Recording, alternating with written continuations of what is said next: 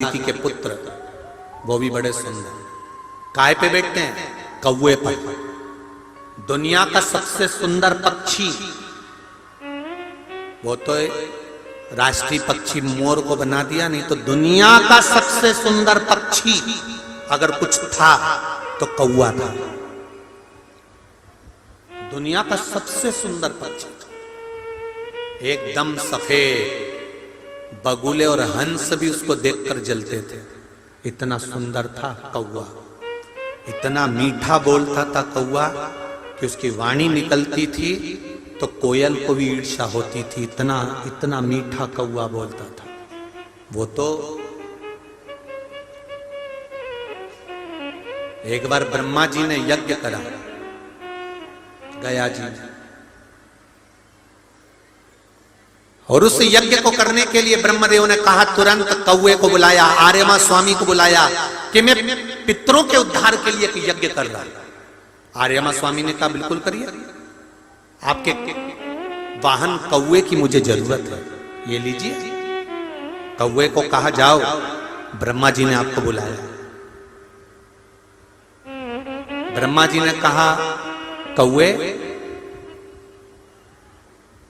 बैकुंठ के पीछे वाले द्वार पर कहीं अमृत का कलश छुपा हुआ है, तू बड़ा विद्वान है, तू जा सकता है, अमृत ला सकता है, पर मेरा निवेदन है कौवे, तू अमृत को लेकर मत आना, तू केवल अमृत का पता लगा कर आना कि अमृत रखा कहां। कौवा उड़ते उड़ते गया, उड़ते उड़ते गया। कई दिन कौवे को अमृत ढूंढते ढूंढते हो गए, पर अमृत नहीं मिला। कौवा थक गया। ब्रह्मा जी ने कहा था, जब तक अमृत ना मिले तब तक लौट कर मत आना। कौवा थक गया। आर्यमा स्वामी से पूछा, स्वामी आप मेरे सेठ हैं, आप स्वामी हैं, आप बताओ अमृत कहां रखा है? आर्यमा स्वामी ने कहा, मुझे मालूम होता तो मैं अमृत तुझे पहले बता देता। कौवे से कहा, तुम ढूंढो। कौवा एकदम सफेद, मीठी वाणी बोलने वाला, उड़ते उड़ते उड़ते उड़ते सारे लोकों में घूम कर आ गया। मृत्यु लोक में आया, शिव की आराधना करी। आप बताओ अमृत कहाँ रखा है? शंकर जी ने इशारा कर दिया, तुम कैलाश के पीछे जाओ, और उस कैलाश के पीछे उत्तराखंड का जो आनंद है, वहां देव शिखर है।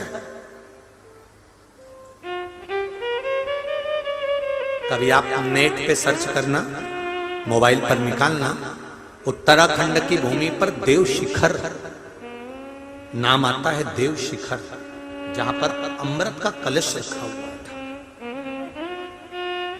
कौवा उड़ते उड़ते गया, कलश को देख लिया, थक गया, बहुत भूख लग रही थी, बहुत प्यास लग रही थी।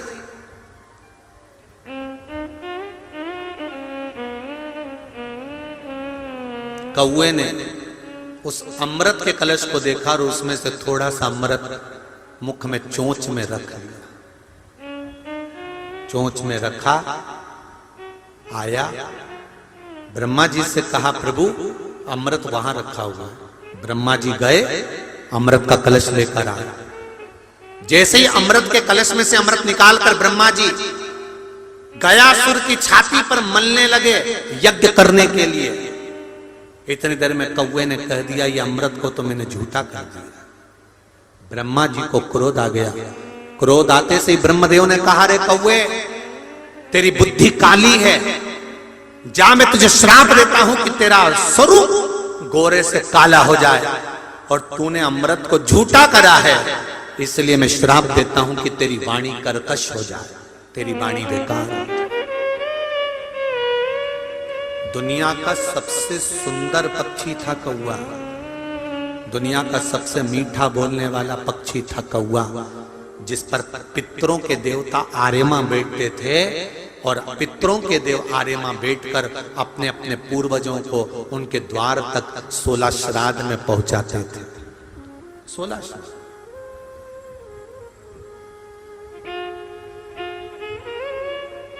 शादी में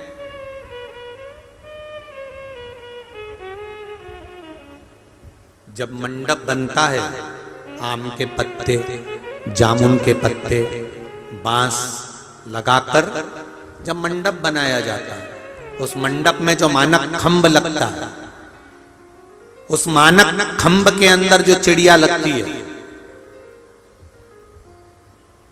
दुनिया के लोगों को लगता है कि वो चिड़िया लगी है, पर उस मानक खंभ के अंदर हमारे पूर्वज जिस कौवे पर बैठकर आर्यमा स्वामी के साथ आते थे, उस आर्यमा स्वामी का प्रतीक है वो मानक खंभ।